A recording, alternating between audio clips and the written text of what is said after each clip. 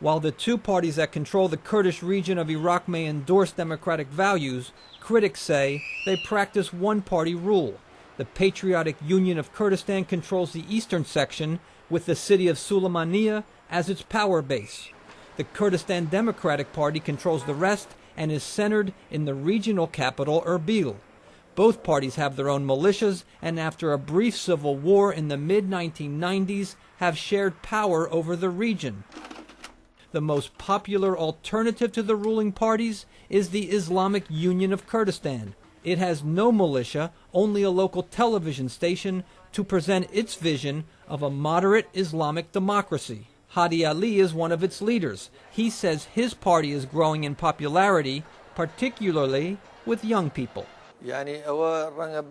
After the uprising, the other parties started to fight each other and formed a corrupt administration that disappointed many young people.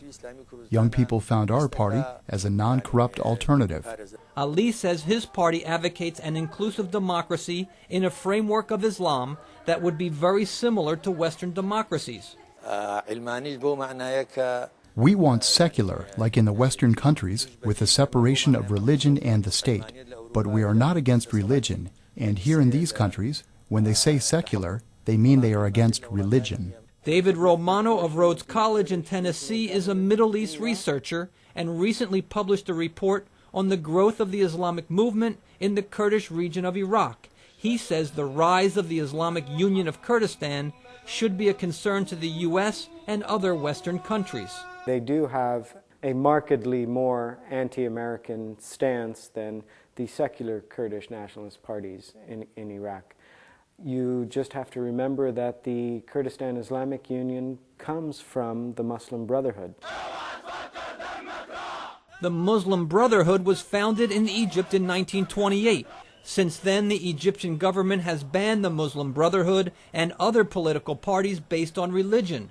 But its members continue to speak out and have called for a board of Muslim clerics to oversee the government. Still, Romano does not agree that banning opposition groups is good for the long-term future of the region. As long as they play by the democratic rules of the game, as long as they both talk the talk of democracy and walk the walk of democracy, so to speak, they need to be allowed a chance to compete in elections, a chance to win elections. Otherwise, a turn to radicalism is, in some sense, legitimate. Romano says suppressing dissent will turn the loyal opposition to extremism and violence. Brian Padden, VOA News.